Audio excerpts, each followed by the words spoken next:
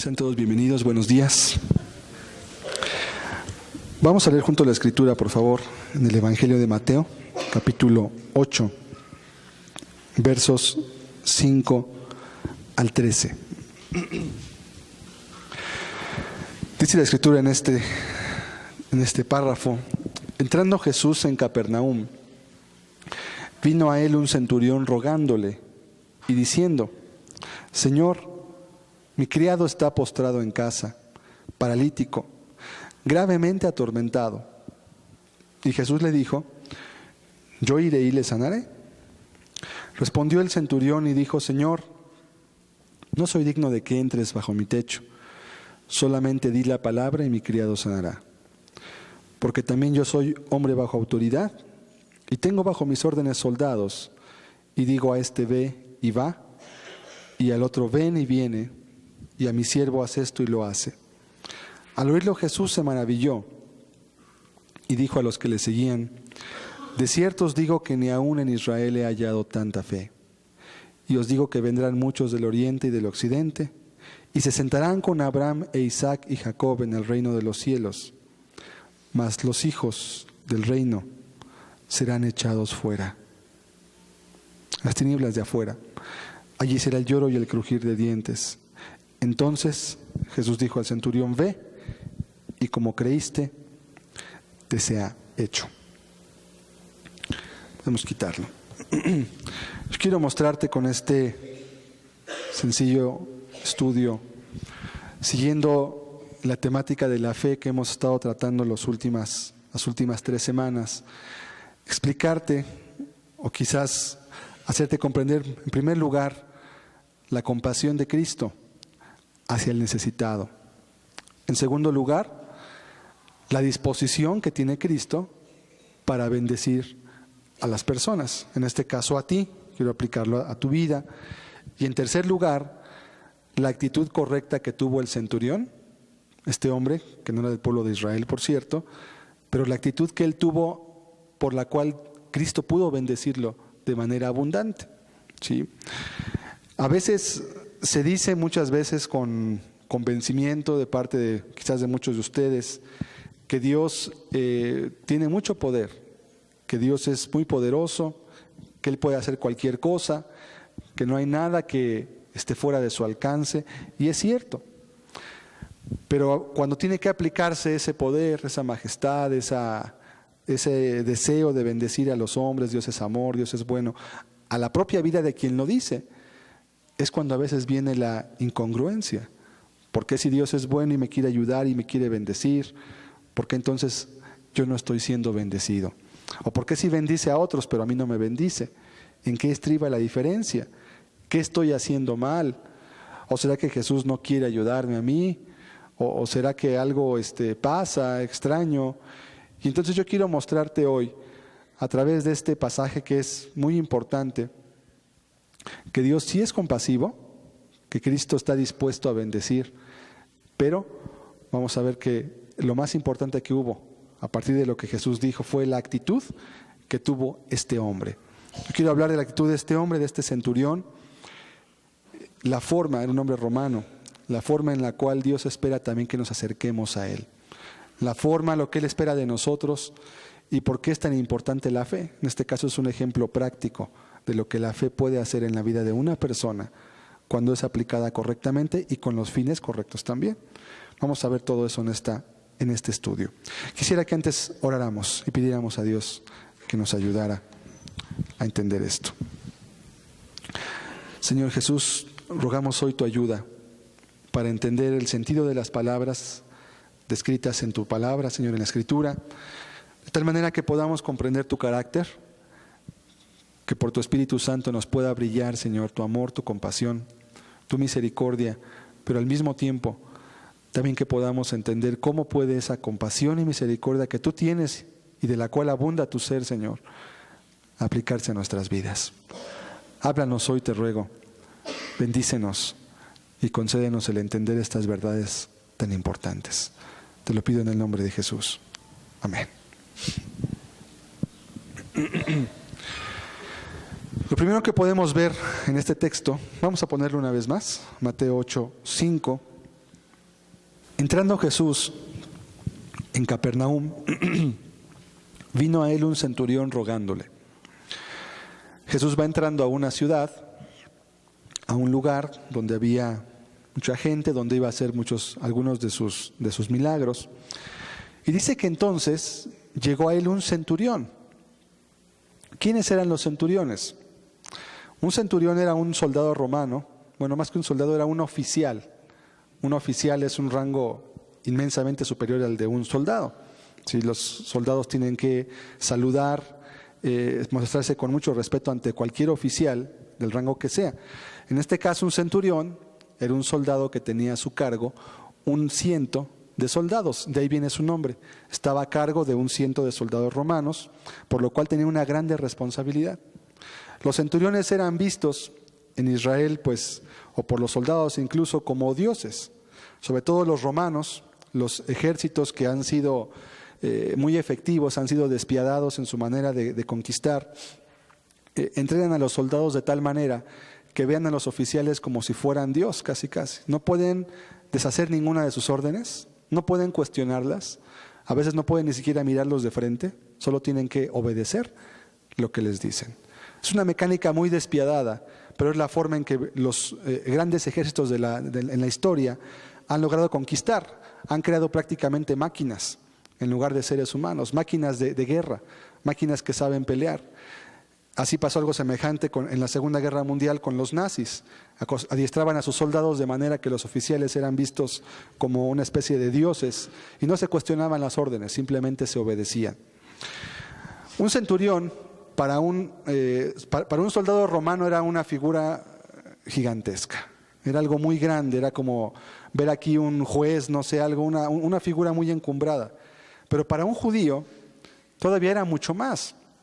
Los romanos tenían derecho, autoridad de poder matar a los judíos si ellos lo creían conveniente, y más él que era un soldado. Entonces, cuando habla la Biblia de un centurión, pues ya tenemos que entender primero quién está llegando a hablar con Cristo. No es cualquier persona, no es la mujer samaritana, no es la mujer sirofenicia, ¿verdad?, que venía rogándole, arrastrándose porque su hija estaba endemoniada. Vemos a un centurión, un hombre cuya honra, un hombre cuya estima en la sociedad de aquel entonces era altísima, altísima. Pero también me causa mucha impresión la siguiente palabra, y cómo llegó él. Dice que llegó rogándole. ¿Sí? Aquí vemos una actitud muy importante, porque hay gente que dice, mira, aquí vino un hombre a Cristo y le dijo, yo iré. Dios estaba dispuesto. Sí, es cierto, pero también hay que ver la actitud en la cual la gente a la cual él bendijo venía hacia Cristo. Tú puedes ver en la Biblia que hay personas a las cuales Dios no podía bendecir. Ejemplo, lo hemos hablado aquí, los fariseos, los religiosos, la gente que sabía la religión de su tiempo. ¿Por qué ellos no nos podían bendecir? Porque eran soberbios. Porque ellos no tienen una actitud de humildad, no tienen una actitud de necesidad ante Dios. Su actitud era de yo lo sé todo, pero ocupo saber algo más de ti, ayúdame. Pero no era la actitud como la del centurión. Entonces, número uno, que fuera un centurión, un hombre de una posición encumbrada, un hombre que ganaba bastante bien, un oficial ganaba un sueldo bastante alto, tenía acceso a las cosas que cualquier persona no podría tener, y que luego viniera rogándole, eso significaba mucho. Cuando los judíos veían a este hombre que estaba rogándole a Cristo, recibieron una impresión muy importante. Sí. Este hombre está rogándole a Cristo, le está pidiendo algo. Pero el verso 6 nos da aún más luz sobre este asunto. Verso 6 de Mateo 8. Sí vino rogándole, pero también hay que ver qué estaba pidiendo el centurión. Y diciendo, Señor, mi criado está postrado en casa, paralítico, gravemente atormentado. Vemos que este centurión no estaba ocupado por su necesidad en ese momento, estaba ocupado por su criado. En aquellos tiempos un criado pues era algo así como un bien inmueble, el cual tú podías traspasar, comprar, vender, etcétera, etcétera. Pero este hombre estaba preocupado por él. Mi criado está postrado en casa. ¿Quién se preocupa de sus criados? Aún hoy que supuestamente hay derechos humanos y que supuestamente ya estamos más civilizados, aún hoy las personas que trabajan a veces en casas, sean mujeres o sean hombres, a veces no tienen prestaciones de ningún tipo, o más bien no tienen. Y si alguien les da, pues es porque cree que es buena persona. En aquellos tiempos, estamos hablando de 2000 años atrás, la situación era muy diferente. Pero este hombre está preocupado por su criado. ¿Cuál era la intención del centurión para rogarle? Ayúdame porque tengo una necesidad mía, pero que no es mía. ¿Cuál era el objetivo ahí? Yo no puedo estar tranquilo ni estar contento viendo que mi criado está enfermo. Él podría contratar otro crédito y despedir a ese. Podría venderlo si quisiera. Barato, obviamente, porque estaba paralítico, ¿verdad? Además, estaba paralítico. Yo pregunto, ¿un criado paralítico para qué le sirve a alguien? Un criado paralítico. Si estamos viendo el corazón de este centurión y por qué Dios le contesta. Es que ¿por qué le contesta si era un centurión y era un romano? Espérate, fíjate lo que está pidiendo y quién lo está pidiendo. ¿Sí? Paralítico, gravemente atormentado. No podía caminar el hombre. Y él no podía estar tranquilo de ver que alguien junto a quien él estaba sufría. Ahora, ¿cómo se aplica esto? Que alguno dirá, esta persona es cristiana, no lo sé, pero sus frutos dicen mucho. La forma en la cual él se comporta, lo que pide, lo que habla. Cuando alguien viene hacia Cristo a rogarle ayuda, usualmente está pensando en sí mismo. Usualmente está pensando en su necesidad, en que se va a perder, en que se va a condenar, etcétera, etcétera. Pero, ¿cuántas personas, pregunto yo, vienen a Cristo diciéndole, Señor, sálvame porque he echado a perder a mi familia? Sálvame porque he dañado a mucha gente y quiero restituir. Ayúdame porque yo quiero hacer lo que es bueno delante de ti. ¿Cuántos vienen a Cristo preocupados por la necesidad de que otros sufran por causa de su propio pecado? Pocos. Pocos. La mayoría solamente buscan el bien personal. Y esa a veces es una actitud por la cual Dios no bendice a las personas. Porque en cierta manera hay egoísmo en lo que se le pide a Cristo. ¿Sí? Este hombre hace una petición clara y directa hacia Cristo, con una actitud, rogándole. Y vamos a ver Santiago 4, 6, solamente el verso 6. Santiago 4, verso 6 dice, pero Él da mayor gracia. Por esto dice, Dios resiste a los soberbios y da gracia a los humildes. Dios resiste a los soberbios, pero da gracia a los humildes. Es decir, es una actitud contrapuesta. Por un lado hay un tipo de personas a las cuales Dios las resiste. Resistir quiere decir, es algo así como pintar una raya. Como que yo pinto mi raya y yo de aquí yo no paso para acá ni tú puedes pasar para acá. Porque yo contigo no puedo estar, ¿sí? Porque eres soberbio. Dios resiste a los soberbios. ¿Qué significa eso? Que cuando una persona va hacia Dios o quiere acercarse a Dios, a Cristo, pero su actitud es de soberbia, de prepotencia, de egoísmo, de querer ver a Dios como un servidor, que mucha gente así ve a Dios, o a veces así le han enseñado a ver a Dios, como un criado al cual le vas a tronar el dedo y te va a dar lo que tú quieres. Y Dios no es así. Cuando la gente va con esa actitud ante Dios, no reciben nada, nada absolutamente, se quedan igual, es más, yo diría, se quedan peor, porque a veces piensan que recibieron algo que Dios no les dio, o a veces se amargan porque Dios no les contesta lo que están pidiendo. Número 1, vemos que Dios quiere bendecir ¿a quién? A los humildes. Número 2, a aquellos que están preocupados por la necesidad de otros. ¿Cuánto tiempo del cual tú oras lo ocupas para pedirle por la necesidad de otras personas que están cercanas a ti y que tú puedes ayudar? ¿Cuánto tiempo? Sí. Sería como un termómetro también para poder ver la humildad que hay en tu vida. A final de cuentas, el primer mandamiento es amar a Dios por sobre todas las cosas y el segundo es amar a tu prójimo como a ti mismo. No se pueden separar los dos mandamientos. Si tú amas a Dios, es porque amas a tu prójimo, porque todos los seres humanos también son parte de esa creación que Dios hizo. Son creados a su imagen, están hechos conforme a su semejanza. Este hombre, siendo un centurión, siendo un hombre que además iba acompañado por soldados, porque los oficiales romanos no podían andar solos, que se exponían a que los pudieran matar, porque eran aborrecidos por los judíos. Siempre iba acompañado por una buena cantidad de soldados a tipo de guardia y también como una especie de policía militar que reinaba en Israel. ¿Qué impresión causaría en sus soldados el ver esta actitud de este centurión ante Cristo? Yo pienso que quizás se sorprendieron, o quizás el hombre ya era de una actitud humilde, compasiva, pero era un centurión. Esto también nos deja ver una cosa, que no había nada de malo en poder ser un soldado en aquel entonces, ¿verdad? Siempre y cuando la persona tuviera un corazón adecuado y quisiera servir a Dios, en este caso. Verso 7. Fíjese cómo en el verso 6 ni siquiera termina de explicarle nada. Dice: Señor, mi criado está postrado en casa, paralítico, gravemente atormentado. Y Jesús interviene y luego le dice: yo iré y le sanaré. No le comenta nada más. El centurión no le dijo con sus palabras: por favor, sánalo. Pero su expresión y su petición y su actitud reflejaban su deseo. Quiero que sea sano. Es mi criado, sí es cierto. Sí es cierto que me ha servido mucho tiempo, ahora está paralítico, está atormentado, no puede caminar. De seguro era una persona que sufría dolores graves y él estaba atormentado. Él quería.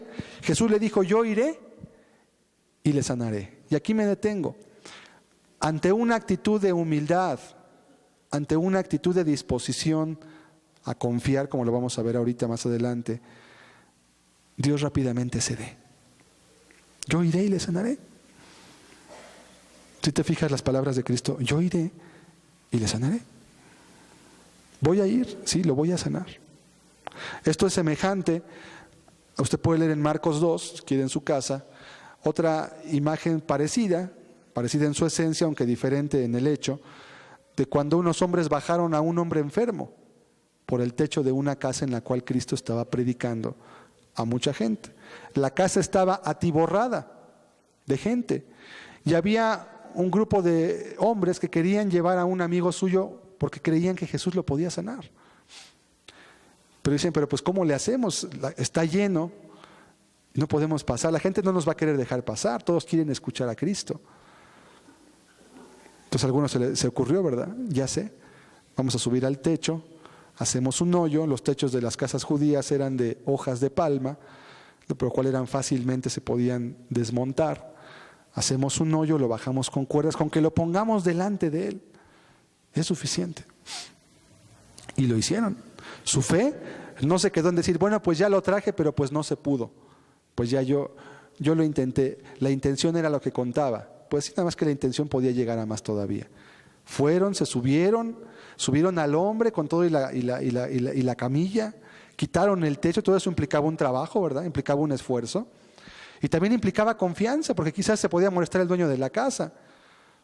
Seguro tuvieron que pedirle permiso, ¿verdad? Yo no creo que se hayan subido así nada más y lo hacemos porque sí, porque no era suya la casa. Y su confianza era si lo ponemos delante de Cristo. Y vemos algo muy similar, porque la Biblia dice que estos hombres bajaron al hombre en su camilla y no dijeron nada. Pero entonces agrega aquí el evangelista: y Jesús, al ver la fe de ellos, dice, ¿de quién vio la fe Cristo? De los hombres que lo estaban bajando. Dice que le dijo el paralítico: levántate. También tuvo que tener fe el paralítico, por supuesto. Pero es importante ver que Jesús, dice la Biblia, y las palabras en la Biblia están escritas para enfatizar las cosas que Dios quiere que comprendamos. Dice: al ver la fe de ellos. Fíjate cómo el amor y la confianza de esos hombres pudieron acercar a este hombre a la sanidad de su cuerpo. Sí. Lo llevaron. En este caso pasó lo mismo. Podría aquí agregarse, sin temor a equivocarme, pienso yo, al ver Jesús la fe del centurión, le dijo: yo iré y le sanaré. Eso lo digo yo, Podría decir, por la actitud que tuvo él, al ver la fe del centurión, él podría haber dicho: yo voy a ir y lo voy a sanar. Ya con tu actitud de ruego, de clamor, al ver tu corazón misericordioso, buscando bendecir a tu criado, ¿verdad?, que era como un objeto en aquel entonces, pero que tú lo ves como un ser humano, yo voy a ir y lo voy a sanar. Dios honra a los que lo honran.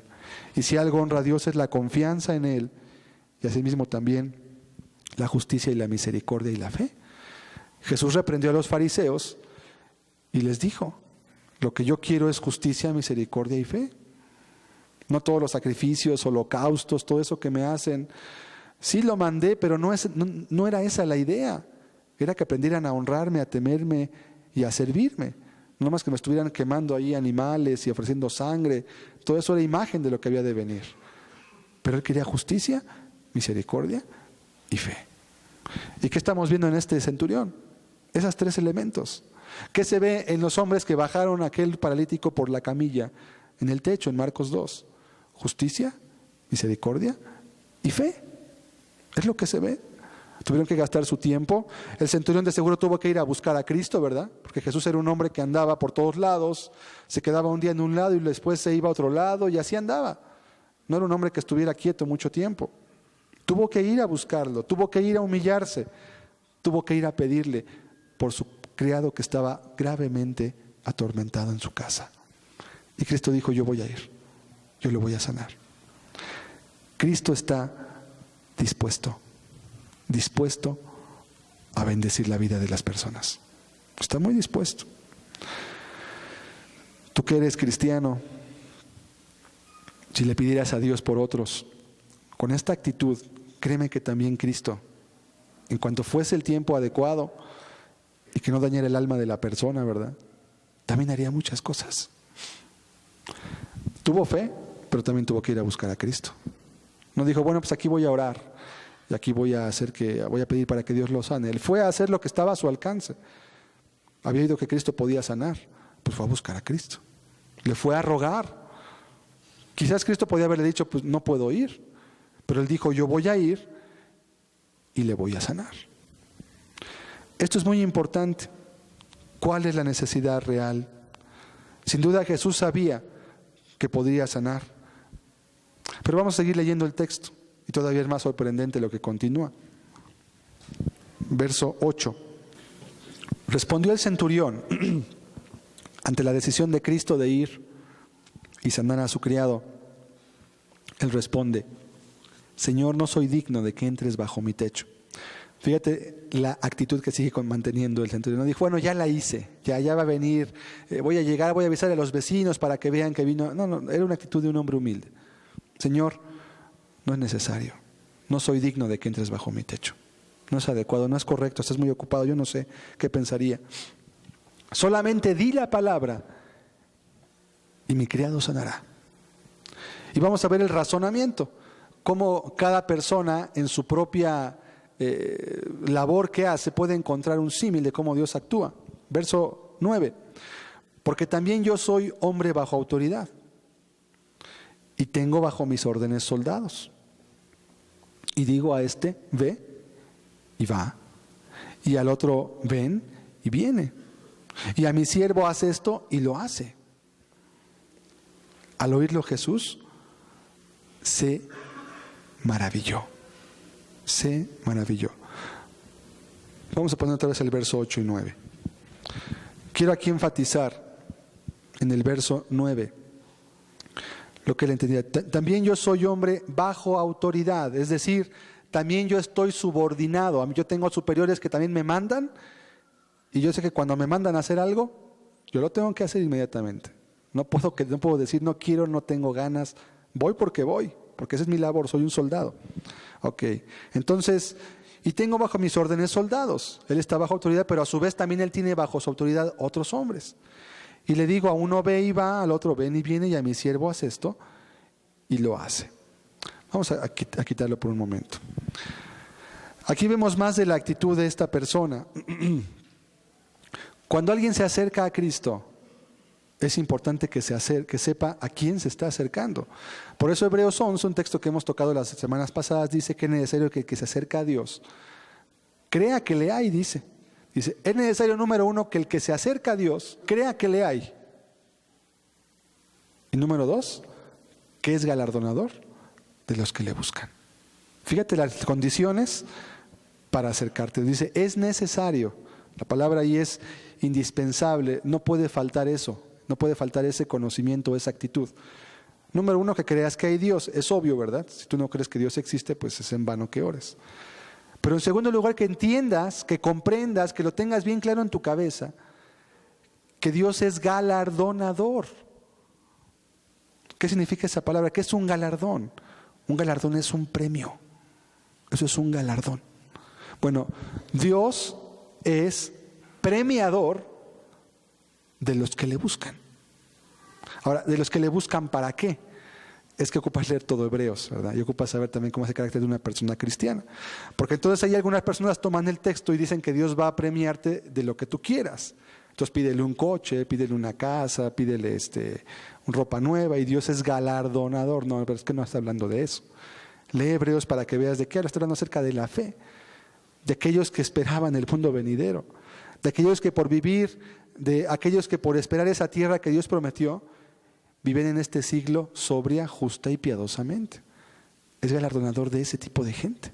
¿Y qué pide la gente que sabe que esta vida no es eterna, sino que la que viene es la eterna? Pues va a pedir y va a proveer para la eternidad, no para ahora. Porque sabe que todo lo que pide aquí, aunque Dios se lo dé, tendrá una existencia muy limitada. Entonces prefiere pedir para las cosas que Él sabe que le van a ser provechosas realmente. ¿Sí? Entonces Cristo es galardonador de los que le buscan.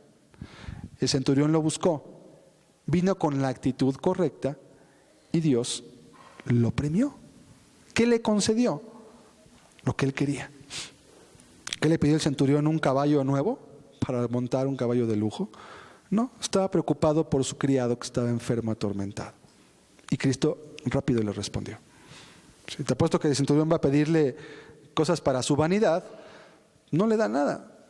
En Santiago, en un texto de Santiago dice que no pedís, pedís y no recibís, dice, porque pides mal, para gastar en tus deleites, dice.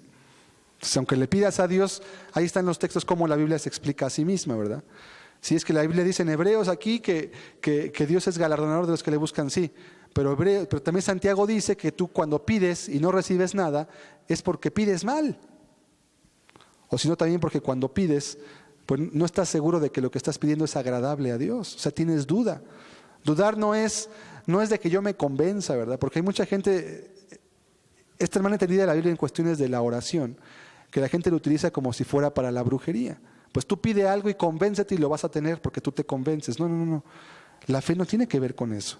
Cuando dice que el que duda, no se refiere el que no cree que Dios le va a dar, se refiere en un sentido, pero el sentido correcto es aquel que no está seguro que lo que está pidiendo es agradable a Dios. Entonces Dios no le va a dar nada, porque Él mismo sabe que no está bien lo que está pidiendo. Es para su egoísmo, es para sus metas egoístas, personales, que no glorifican a Dios. Entonces no te va a dar nada, nada. Quiero dinero, quiero aquello, quiero lo otro. Aun cuando la gente a veces pide que Dios la sane, pues Dios también ve el corazón de la gente y también ve qué tan conveniente sea que la persona se sane. A veces no conviene. Yo he visto, he orado por algunas personas que se han llegado a sanar y he visto después cómo se van otra vez al mundo. Les fue para mal sanarse. Se echó a perder su vida. Bueno, allá ellos, ¿verdad? Dios no tiene la culpa de eso. Pero Dios es sabio y Él sabe por qué hace y por qué no hace ciertas cosas también. Y lo malo está cuando alguien quiere aferrarse a que Dios haga lo que Él dice que debe de ser. O cuando la gente se desanima porque las cosas no salen como ella creía que debían de salir. Es que tú y yo no somos Dios. Tú y yo no podemos ver el futuro, Dios sí. Y Él sabe qué cosas convienen y qué cosas no convienen. Aunque tú creas y estés súper convencido de que sí, Dios puede decir, no es lo mejor, no te conviene, te va a hacer mal. No te aferres a eso. El centurión tenía una actitud muy clara y su lógica era bastante sencilla. Yo soy un centurión, tengo autoridad sobre 100 hombres los cuales hacen todo lo que yo les digo. En cuanto yo digo, haz esto, se hace, rápido. No hay preguntas, no hay dudas, nada, inmediatamente se hace. Ahora, ¿por qué le decía este razonamiento a Cristo? Otra actitud más que es necesaria para que Dios te bendiga. Saber a quién le estás pidiendo algo. Él entendió algo muy sencillo. Este hombre es Dios, hecho carne. Porque él no podía decirle eso a una persona que no creyera que fuera Dios y que tuviera poder sobre la enfermedad y a una distancia, ¿verdad? No ocupaba ir ahí y no ocupaba llevarle medicina, no ocupaba hacerle brujería ni nada, no. El poder estaba en su mano. Él sabía quién era. No tuvo ni que decirle el nombre, es mi criado, tú sabes quién es, tú sabes todo. El centurión razonaba de la siguiente forma: este hombre que ahora yo veo como hombre, en realidad es el Dios que creó todas las cosas. Porque así lo dice la Biblia, él debió haber conocido las Escrituras. Por tanto, ¿para qué va a mi casa a perder tiempo cuando hay tanta necesidad? Solamente di la palabra y va a sanar. Y le empieza a explicar por qué él cree que Cristo puede hacer eso. Y le da un razonamiento. Dice, entonces simplemente hazlo. Y la actitud de Cristo también es muy importante. Jesús se maravilló. Las únicas 2 o 3 veces que en la Biblia dice que Jesús se maravilla es por ejemplos de fe, siempre. Jesús se maravilló. Y también muy importante, era gente que no era parte del pueblo de Dios. Esto es muy importante. Era gente que no eran judíos, era gente que no eran del pueblo nominalmente de Dios. Jesús se maravilló, se sorprendió. ¿De qué se sorprendió? De que el hombre creyera eso, del razonamiento que tenía y la forma en cómo le pedía a Cristo las cosas de forma tan natural. Él entendía a quién le estaba pidiendo lo que le estaba pidiendo. Y yo pregunto, cuando vienes tú a este lugar, o cuando tomas la Biblia en tus manos, o cuando escuchas una predicación, ¿sabes a quién te estás acercando? No es a mí, por cierto. Por eso muchos luego fallan. No, es que ese hombre que está ahí, es que no soy yo, discúlpame. Es la Biblia lo que yo te estoy predicando. ¿Sabes a quién te acercas? ¿Sabes quién es el que se hace presente aquí domingo tras domingo? El que nos bendice cuando lo alabamos, el que nos da entendimiento de su palabra cuando la estudiamos. ¿Sabes quién es? Es el Dios que te creó. Es el Dios que te formó con sus manos. El que te hizo y que como el barro te formó. Y que te dio mente, corazón y alma y que sabe todo lo de tu vida. A Él te estás acercando. ¿Con qué actitud vienes ante Él? ¿Cuál es tu expectativa de venir cada domingo? ¿Cumplir? ¿Decir ya fui también hoy? ¿O cuál es tu expectativa? Eso cuenta mucho. Esa es la diferencia entre que unas personas salgan bendecidas, llenas, o que Dios les conceda cosas, o los salve, o los limpie, los hace crecer, yo no sé. Es la diferencia con otros que no obtienen nada a veces en cada reunión. Unos llegan solamente por costumbre, pueblo de Dios, ¿verdad? Es que yo soy cristiano, es que yo desde la cuna soy cristiano, desde que nací. Pues no, nadie puede ser cristiano desde que nace. Puede tener una buena influencia cristiana si sus padres son cristianos y ya. Pero él tomar una decisión cuando llegue la edad en la cual puede escoger entre lo bueno y lo malo, y entonces decidirá si quiere seguir a Cristo o si no quiere seguir a Cristo. Es muy diferente. Entonces, hay quien se confía en eso, ¿verdad? ¿Por qué los judíos, pregunto yo, y quizás tú sepas, por qué los judíos no iban ante Cristo con esa actitud? ¿Por qué ellos se acercaban a Cristo y por qué usualmente no recibían grandes cosas? Solo recibían milagros a veces. Y digo, ¿no era un milagro una grande cosa? Pues no lo sé. A Jesús le importa más el alma que el cuerpo de las personas. Porque los judíos iban con una actitud de nosotros somos el pueblo de Dios. Nosotros somos hijos de Abraham. Nosotros somos por derecho a los que nos corresponde que Él nos bendiga. ¿Y sabes qué hacía Dios cuando veía esa actitud en ellos? No te doy nada. Por tu actitud soberbia, no te puedo dar nada. Por eso cuando un gentil, ¿verdad? ¿Cuál era la idea del gentil, del que no era judío? Yo no merezco nada de parte de Dios. No merezco nada. Y con esa actitud se acercaban a Cristo. Y Dios los bendecía. Y a los otros no. ¿Por qué a uno así y por qué a otros no? Por la actitud.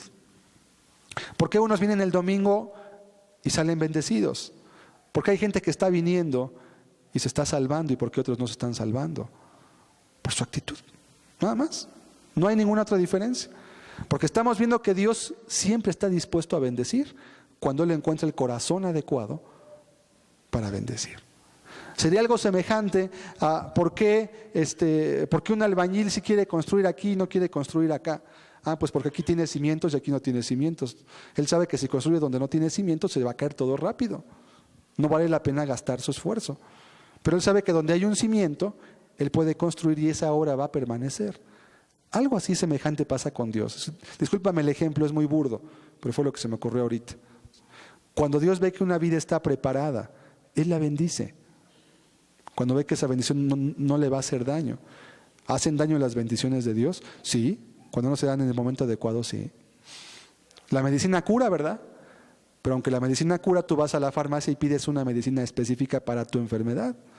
No pides, deme una medicina. Al fin todas son medicinas. No me va a hacer daño, sí. Hay medicinas que si te las tomas con cierta enfermedad te pueden matar. Y es medicina, pero te mató. Entonces igual pasa con Dios también. No el que Dios te dé lo que tú creas, o el que Dios haga lo que tú crees que debe hacer, te va a ayudar, si no es a la manera como Dios quiere que suceda. En este caso, el centurión entendía que el que estaba delante de él era Dios mismo hecho carne.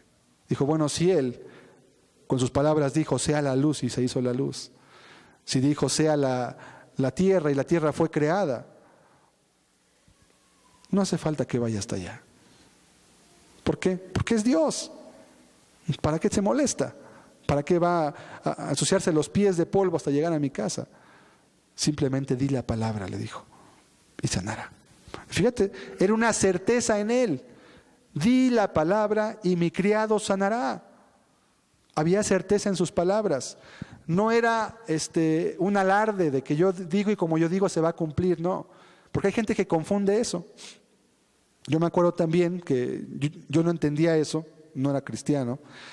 Y yo pensaba que porque tú dijeras algo y te convencieras bien convencido de que iba a pasar, iba a pasar. Ya después entendí que no, que eso lo hacen los brujos, ¿no? Pero bueno, así me enseñaron en donde yo iba antes. Pero a mí me dijeron que sí, que si yo creía una cosa, si la creía de veras, se me iba a conceder. Ya luego entendí que no, entendí que eso es un principio chamán, de los chamanes, el cual se llama la visualización. Entonces tú visualizas algo en tu mente, te convences de que te va a llegar, y dicen ellos que te va a llegar. Eso dicen ellos, ¿no? Eso nunca dice la Biblia. Entonces yo entendí que no. La fe no es una herramienta que le tuerce el brazo a Dios. Dice, bueno, como ya creíste, pues ahora tengo que darte lo que tú creíste. No, Dios es soberano. La palabra soberano quiere decir que Él siempre hace lo que Él desea, en el momento que Él desea, para los fines que Él desea. Y nadie puede manipularlo de ninguna manera. Dios no es manipulable. ¿Por qué la gente es tan adepta a las medallitas, los colguijos, los santos? Porque todo eso es manipulable. Tú los quitas, los pones. Si te enojas con el santo, pues lo volteas de cara para que estás enojado con él. Si tienes miedo, lo sobas.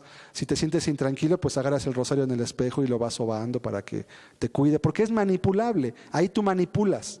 Tú haces lo que tú crees que va a pasar. Por eso a la gente le gusta la idolatría. Porque quieren tener el control de Dios en sus manos. ¿Sí? Y por eso dice, no, muñecos no, porque yo no soy un muñeco. Y en segundo lugar, tú no puedes hacer que yo haga lo que tú quieras. Porque yo soy Dios.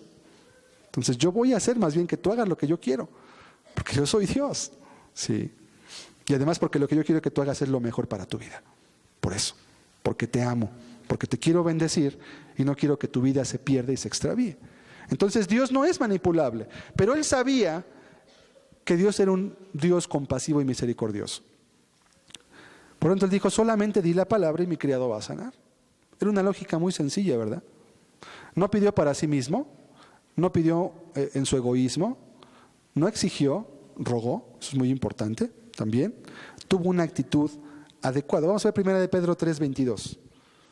1 de Pedro 3, 22. Dice la Escritura, quien habiendo subido al cielo, está a la diestra de Dios, y a Él están sujetos ángeles, autoridades y potestades.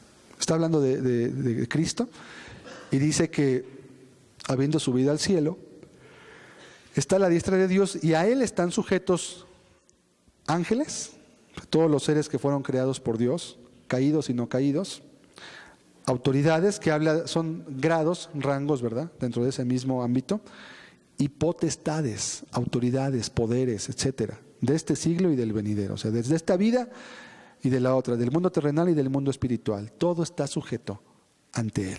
Todo. Él entendía eso. Entonces no hace falta que Cristo venga hasta mí para que me dé lo que le estoy pidiendo. ¿Sí?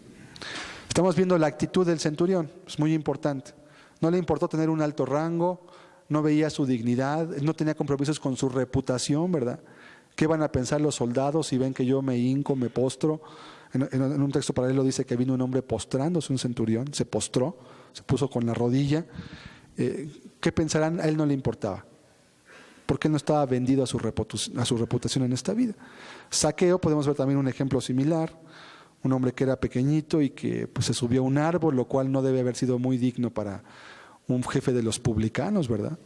Pero no le importaba. Vemos que cuando la gente se acerca a Cristo de verdad y cuando Dios de veras la va a bendecir, pierde su interés por lo que los demás piensen de él en el sentido de su reputación personal. En ese sentido. Además digo, ¿qué reputación puede tener una persona inconversa cuando Dios conoce su vida? Sabe que está mal ante Dios. Sabe que aunque por fuera se vea bien, pues Dios sabe todo lo que hay dentro. Dice, yo no tengo reputación, Señor. Yo no tengo nada. Ocupo tu ayuda. Cambia la actitud y por tanto cambia también la actitud de Dios hacia la persona. Vamos a seguir leyendo Mateo 8, verso 10, texto que nos quedamos. Mateo 8, 10. Al oírlo Jesús se maravilló, le sorprendió. Y dijo a los que le seguían, ¿quiénes le seguían? Sus discípulos y mucha gente. De cierto os digo que ni aún en Israel he hallado tanta fe. ¿Por qué decía ni aún en Israel? No se refería al territorio de Israel, se refería al pueblo de Israel. Ni aún en el pueblo de Israel he hallado tanta fe. Y entonces viene una advertencia para aquellos que confían en que son pueblo de Dios, para aquellos que tienen confianza en que tienen su religión, que tienen confianza en que aceptaron a Cristo cuando no saben si Cristo los ha aceptado a ellos, para los que confían en sí mismos. Y os digo que vendrán muchos del oriente y del occidente, o sea, está tomando como referencia a Israel como territorio, ahora sí, vendrán muchos del oriente, o sea, de todos lados del mundo está diciendo, y se sentarán con Abraham, Isaac y Jacob en el reino de los cielos. Ya no habla de aquí, ahora habla de la eternidad. Dice, van a venir muchos que no sean judíos y van a sentarse con Abraham, Isaac y Jacob, los patriarcas. El Dios de Abraham, Isaac y Jacob, esa es la referencia. Dice, mas los hijos del reino, es decir, aquellos que por derecho les correspondía la entrada a ese reino, por derecho, pero no, Dios les quitó el derecho por su incredulidad. Lea Hebreos 11, lea Romanos 11 también. Mas los hijos del reino serán echados a las tinieblas de afuera. Allí será el lloro y el crujir de dientes. Los hijos del reino serán echados a las tinieblas de afuera. Allí será el lloro y el crujir de dientes. ¿Cuál es la idea de esta declaración de Cristo? Los que no tienen confianza ni la actitud como la que tuvo este centurión. Los que confiados en su posición, los que confiados en su derecho, ¿verdad? Entonces echan a un lado la humildad, echan a un lado la actitud humilde, echan a un lado el amar a su prójimo y se confían a sí mismos. Entonces van a ser echados fuera. No van a tener parte en mi reino. Están desechados si continúan así.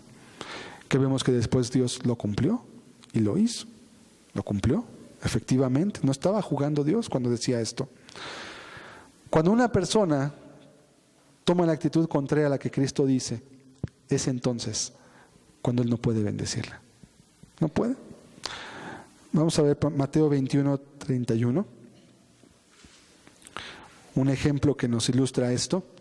Es una parábola donde Cristo estaba contándole a unos en cuanto a, dice, un padre tenía 2 hijos y le dijo a uno, ve a hacer esto, y dijo, sí voy, pero no lo hizo.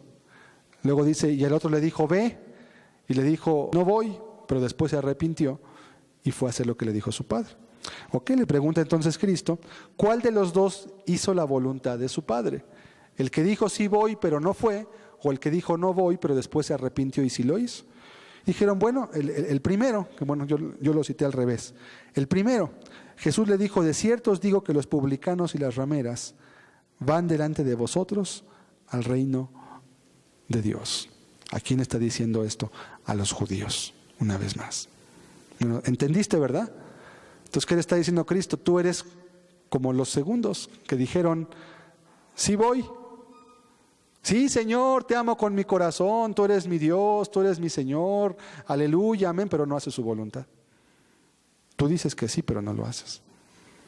Pero hay otros que dicen no, las rameras, los publicanos, los que dicen: yo no voy a acercarme a Dios, pero después reconocen su error y entonces sí hacen la voluntad de Dios. ¿Qué les decía Cristo? ¿Que es preferible que alguien sea ramera que judío? No, es esa la idea. La idea es la actitud otra vez más. Tú, por confiarte en lo que tú eres según, entonces dejas de ser humilde para con Dios. No te acercas a Él con esa actitud como la que tuvo el centurión. Pero el publicano y la ramera, como saben que no tienen derecho a nada, el publicano y la ramera, como saben que están desechados por Dios por cómo son, los publicanos eran traidores, ladrones, etcétera, etcétera, avaros. Entonces, cuando se acercan a Dios, toman otra actitud. ¿Cuál es su actitud? No merezco nada. No merezco nada. Entonces, ¿dónde está el conflicto? Que el religioso cree que sí merece algo, aunque no hace la voluntad de Dios. Es que yo sí me merezco, porque yo ya acepté a Cristo. Yo sí me merezco porque yo leo la Biblia. Yo sí me merezco porque yo oro. Yo sí me merezco porque yo hago o no hago X. Esa es la actitud. Los publicanos y las rameras van delante de vosotros al reino de los cielos. ¿Cuál era la advertencia de Cristo? No te confíes en lo que haces. No te confíes en lo que crees que eres. Que tus obras hablen por ti. Vamos a acabar de ver verso 32 de Mateo 21.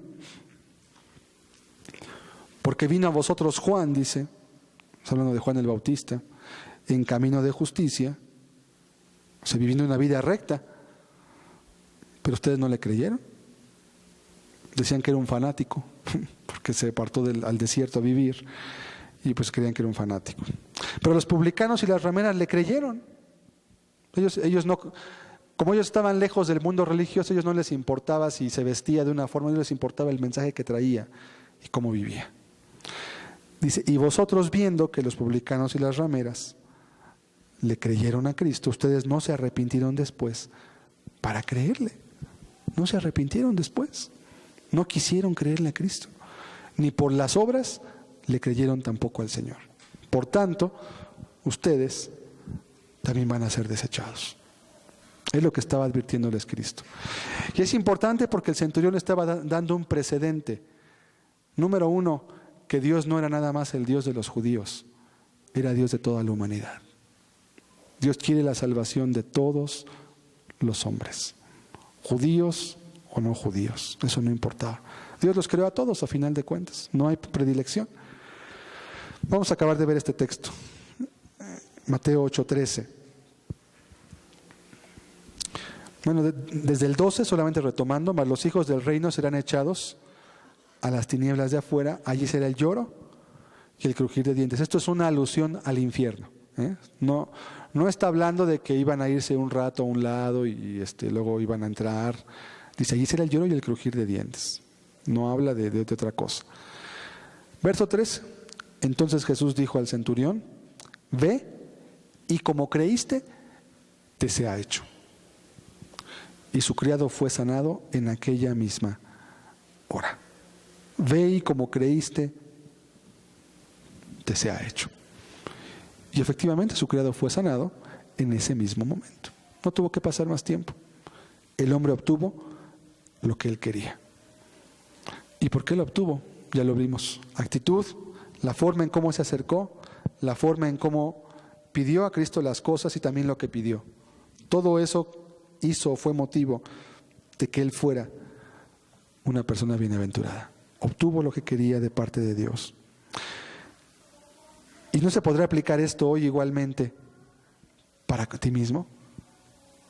¿No podrás, si tú anhelas ser salvo, Si tú anhelas y eres cristiano, anhelas predicarle a un familiar y que se convierta, anhelas crecer en tu vida espiritual, ¿qué necesitas de Dios? Pregunto. Lo más terrible sería que tú dijeras, pues yo no ocupo nada, estoy bien. ¿Qué te puede dar Dios? Pues nada. ¿Sí? ¿Qué ocupas tú de Dios? ¿Qué te urge más? Ya vimos que Dios no concede tonterías, Dios no es un Dios de caprichos, Dios no concede vanidades tampoco. Dios da lo que una persona ocupa y necesita, o requiere también. También la Biblia dice, no tenéis porque no pedís. Ahí está el primer principio. El que no tiene en primer lugar es porque no pide.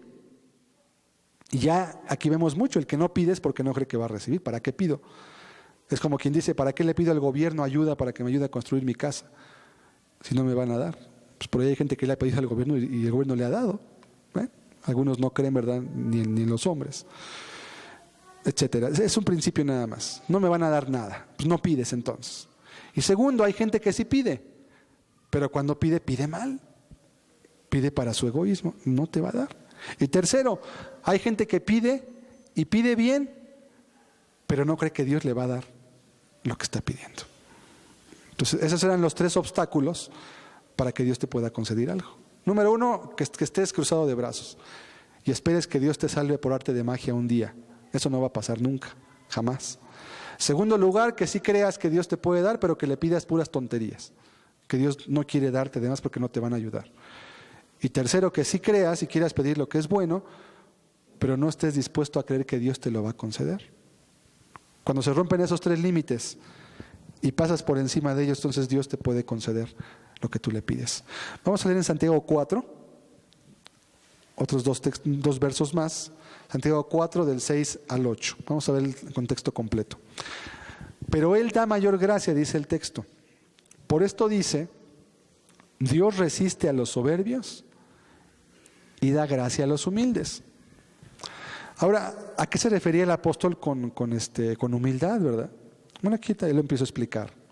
Someteos pues a Dios, resistid al diablo y huirá de vosotros. Un principio. El que es humilde sabe que no puede por sí mismo hacer las cosas que Dios le pide. Por eso, ¿qué hace? Se somete a Dios entonces. No dice, pues yo puedo, yo lo voy a hacer, yo ya sé cómo, ya me decidí. Está bien que te decidas, pero lo primero que debes decidirte es a confiar en Cristo. Es lo más importante. Someteos pues a Dios, resistirá al diablo y huirá de vosotros. Porque a mucha gente el diablo no la deja en paz. Y cuando hablo del diablo, hablo en manera figurada, ¿verdad? En el sentido de que siempre está en pecados, porque no lo resiste o porque no se somete a Dios. No puede haber en tu vida 2 autoridades. O te gobierna uno o te gobierna el otro. Pero no pueden gobernarte los 2 al mismo tiempo. No se puede. El que no es conmigo contra mí es, Cristo enseñó. No puede estar a la mitad, un rato sí y otro rato no. O estás o no estás. Verso 8. Acercaos a Dios y Él se acercará a vosotros. ¿Sí? Acercaos a Dios y Él se acercará a vosotros. ¿Qué implicaba esto? Pecadores, limpiad las manos. Y vosotros los de doble ánimo, purificad vuestros corazones. Era sencillo. ¿Cómo había que ser humilde para que Dios te diera gracia?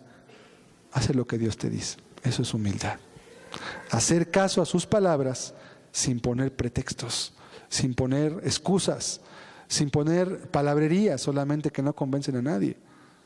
Haz lo que Dios te pide. Sométete a Él y Él te va a ayudar prontamente. ¿Sí? Podemos decir en resumen que entonces Dios sí está dispuesto a bendecir. Usted puede leer antes del verso 5, léalo en su casa. Es un caso similar. Un leproso se acerca a Cristo y le dice, Señor, si quieres puedes limpiarme. ¿Qué le dijo Cristo? Quiero ser limpio. Otra vez vemos actitudes. No lo incluye, es un pasaje, es casi paralelo. Por algo están juntos. Primero viene un leproso, un hombre que es indigno de ser llamado casi ser humano en la sociedad. Y Dios lo sana. Pero luego llega un hombre encumbradísimo, todo lo contrario. Y también se humilla igual. A los 2 les concedió Dios lo que pedían. Señor, si quieres, puedes limpiarme. No dijo, Señor, ¿podrás limpiarme? ¿Será posible? No. Si quieres, tú puedes. El problema no era si Cristo podía, el problema nada más era si Él quería en ese momento sanarlo. Y con esa pregunta se acercó el leproso ante Cristo. Y también es significativo porque la lepra es un tipo del pecado en la Biblia. La lepra te segregaba de toda la sociedad, ¿sí? Si quieres, puedes limpiarme. Y Cristo rápido, cuando ve la actitud correcta y la confianza correcta, otra vez que dice, quiero ser limpio, dice, y le tocó, y al instante se sanó de su lepra. Rápido. Mientras que había miles de leprosos en Israel, pero unos eran sanados y otros no. ¿Dios no quería? No, Dios sí quería. El problema era que Dios no podía bendecir a ciertas personas por su actitud incorrecta. Querido amigo, Dios también quiere que tú seas salvo. De veras te lo digo, Dios quiere. Está súper dispuesto. Nada más que quizás no encuentra en tu vida la actitud adecuada para acercarte a Él. No la encuentra. Entonces Dios no te puede bendecir, aunque Él lo desea hacer. Quiere. Pero mientras no haya ese cambio en ti, mientras no haya la actitud como la del centurión, lo que leímos en Santiago, ¿verdad? Limpiar las manos, sométete a Dios, resiste al diablo. O sea, arrepentirte es lo que significa. Dios no te puede bendecir, no te puede dar más. Es que sí quiere, pero no puede. Pero no que es todopoderoso, sí. Es todopoderoso en cuanto a lo que es su voluntad de hacer, en cuanto a cosas que no impliquen la voluntad del ser humano. Porque todopoderoso no es romper la voluntad de los hombres. Eso no sería todopoderoso. Eso sería una transgresión que implicaría injusticia. Como Dios es justo, el que sea todopoderoso no implica que deje de ser justo. Sigue siendo justo Dios. Entonces, Dios quiere. Tú que anhelas cosas también, si tú eres cristiano, también Dios está dispuesto a darte mucho más. Si no siendo cristiano Dios te concedió la salvación, pues cuánto no más, dicen Romanos, siendo ya su hijo, cuánto no más te va a dar todo lo que le pidas. Todo. ¿Qué? Lo necesario para tu edificación, lo necesario para que tu vida brille, lo necesario para que Dios sea glorificado, lo necesario para que otros sean bendecidos. De eso Dios da a manos llenas. Dios da a manos llenas siempre y cuando encuentre una actitud adecuada en tu propia vida. Puedes confiar en Jesús, pero recuerda que tu actitud va a hacer que Dios reaccione en una forma o en otra. Porque Dios es un ser pensante, es un ser que piensa. No podemos burlarlo, no podemos engañarlo, ni podemos hacer que nos dé lo que Él no nos quiere dar. Jamás, jamás. Eso nunca se puede hacer. Te invito a que cerremos nuestros ojos un momento. Solo hace falta que le encuentre los vasos adecuados para derramar sus bendiciones.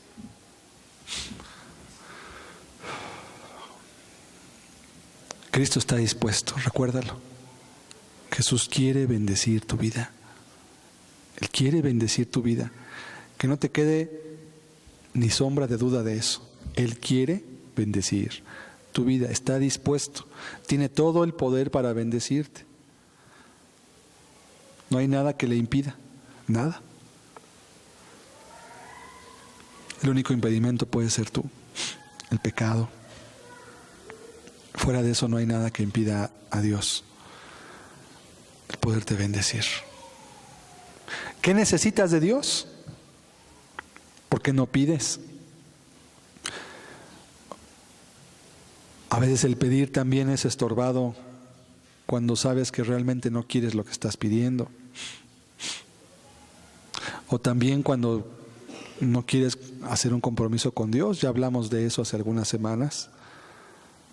Que Dios es un Dios de pactos. Y por cuanto Él anhela bendecir, no solamente anhela bendecirte un día o un año, quiere toda tu vida, y no solo quiere toda tu vida, quiere la eternidad tuya con Él.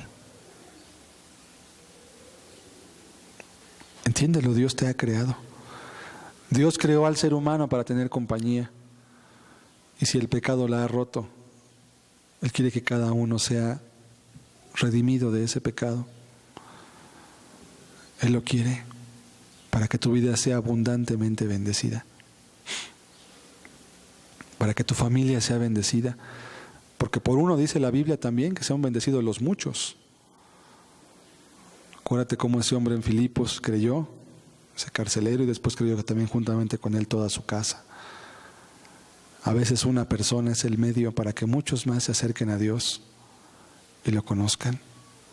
Uno. Y si tú amas a tu familia, tú querrás llevarles lo que tú has encontrado que es lo mejor. ¿Y qué hay mejor que la presencia de Dios? ¿Y qué hay mejor que el servir a un Dios compasivo, misericordioso, poderoso?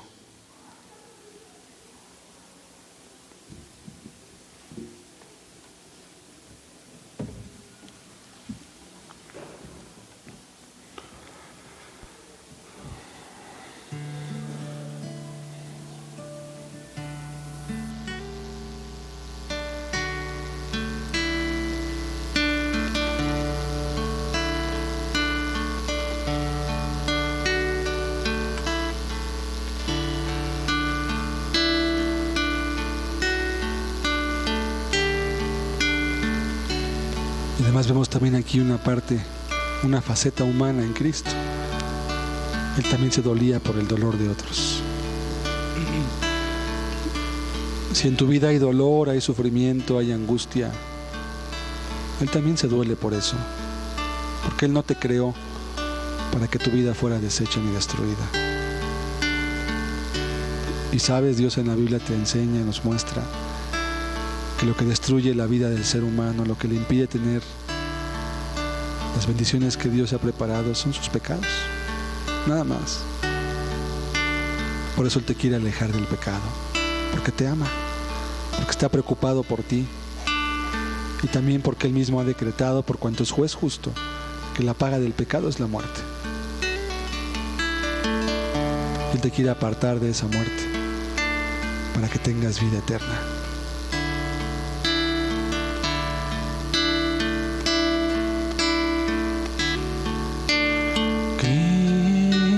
Cristo, maravilloso eres tú.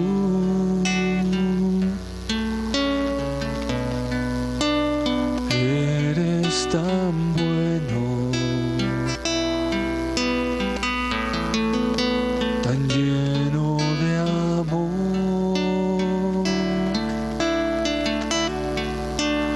Brillas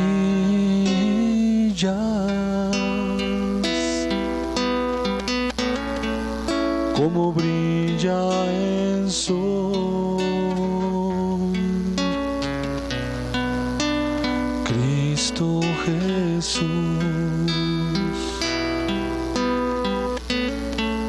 cuánto amor hay en ti.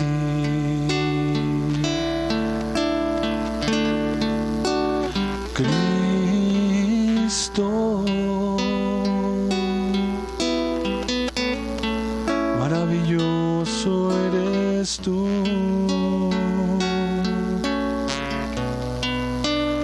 Eres tan dulce, tan bello y gentil.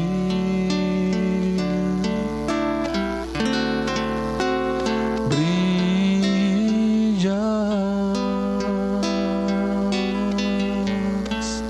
como el amanecer.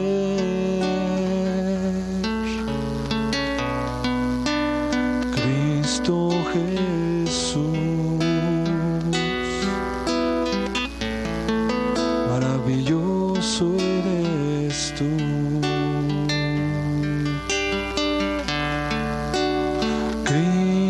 Cristo,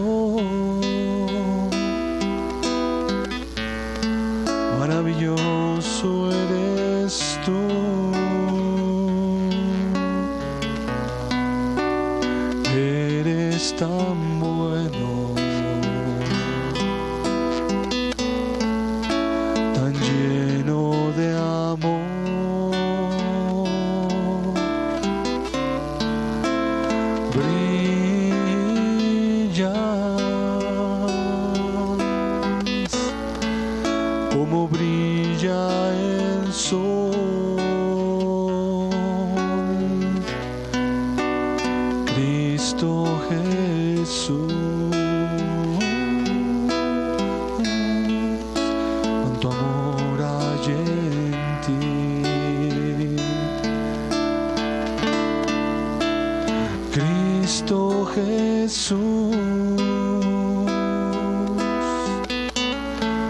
Maravilloso eres tú,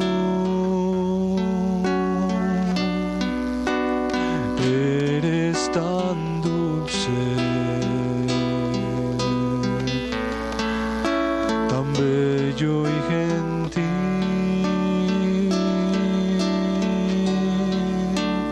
brillas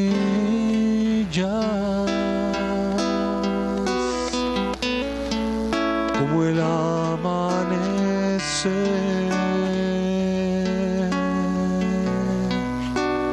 Cristo Jesús.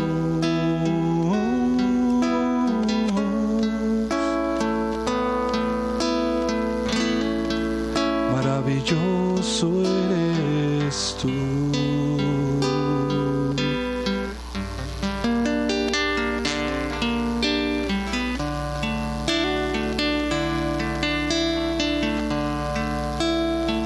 Aprende a conocer al Dios que te está llamando. Es un Dios lleno de amor, compasivo, misericordioso, que se deleita, como dice la Escritura, en hacer bien, se deleita en bendecir. O sea, a Él le gusta, ese es su carácter, le gusta bendecir, le gusta ayudar, le gusta suplir las necesidades. Es cierto, hemos presentado también a un Dios justo, a un Dios que se indigna ante el pecado y el pecador, también así es Dios, ¿cierto? Pero entiende que el que te llama no es para destruirte, es para edificar tu vida, es para darte las cosas que tú necesitas para caminar en este mundo lleno de iniquidad, de depravación, de engaño y de maldad, para que puedas guiarte tú mismo y a los tuyos, o sea, que seas padre de familia o madre, que seas un joven o una persona soltera o anciana, no importa. Dios suple todo para todos,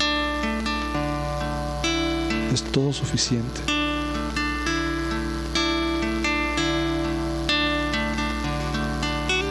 Y lo que más Él quiere dar es la bendición de pueda ser su hijo, poder adoptarte como parte de su familia, darte la salvación. Él dio su vida no en balde, recuérdalo, costó mucho.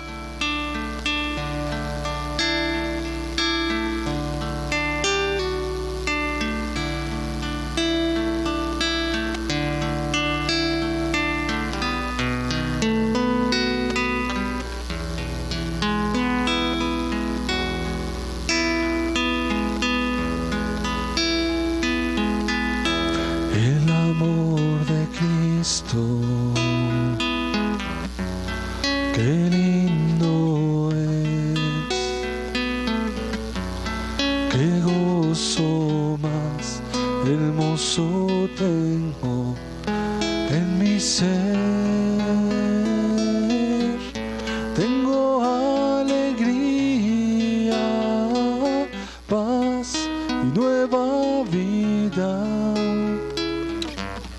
porque Jesucristo, tú vives en mi corazón. Y canto, aleluya, canto gloria a Dios. Señor Jesucristo, tú vives en mi corazón. Canto aleluya, canto gloria a Dios, porque Jesucristo, tú vives en mi corazón.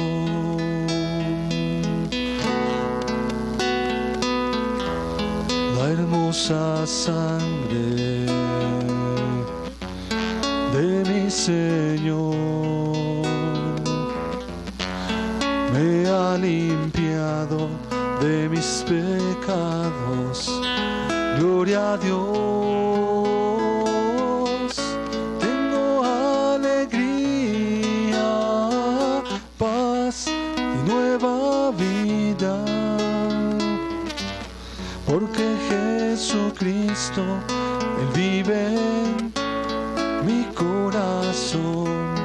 Y canto aleluya, canto gloria a Dios. Señor Jesucristo, tú vives en mi corazón. Canto aleluya, canto gloria a Dios,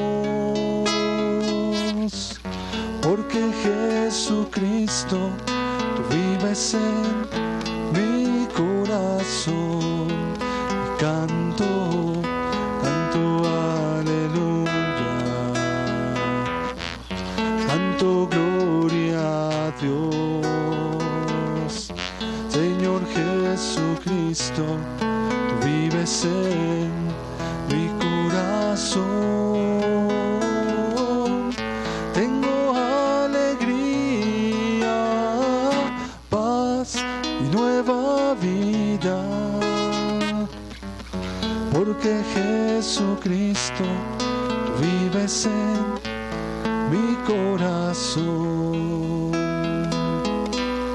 Porque Jesucristo, tú vives en mi corazón. Porque Jesucristo, tú vives en mi corazón.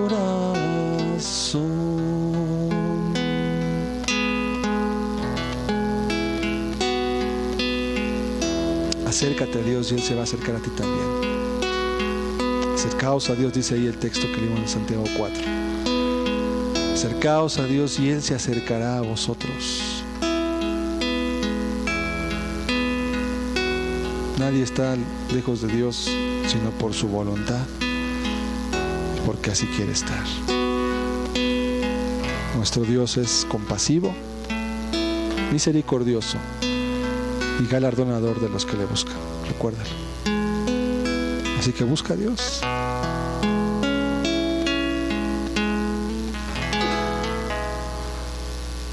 Muchas gracias, Señor Jesucristo, porque podemos ver el amor, la compasión, Señor, y el anhelo en tu ser por bendecir y por ayudar al necesitado, al que ocupa de ti, Señor. Te damos muchas gracias hoy por tu bendición a través de este texto que hemos leído, Señor. Gracias te damos. Amén. Amén. Dios bendiga a todos. Muy buenas tardes. Estamos despedidos.